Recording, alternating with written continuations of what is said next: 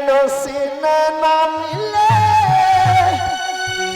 हम उनके हो गए, अब किसी के रहने की जरूरत नहीं, अब किसी के रहने की जरूरत नहीं हो, अब किसी के रहने की जरूरत नहीं। जय हो गणपति बप्पा ने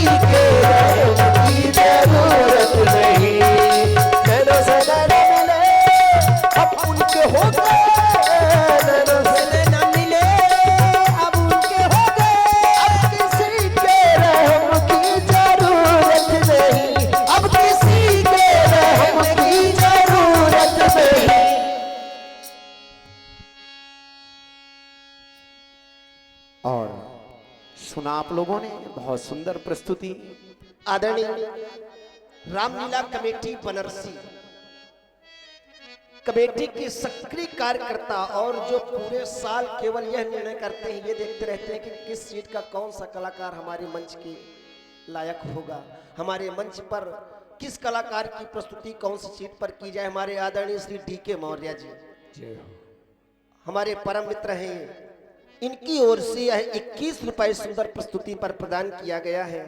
बहुत बहुत धन्यवाद है, साधुवाद है। और आप जय गुरुदेव प्रोविजन स्टोर बनरसी, आपकी ओर से भी 21 पुष्प मुद्राएं भेंट किए जा रहे हैं। और आप श्री बालाजी वेदकी धाम, आप ग्राम बनरसी के ही निवासी हैं।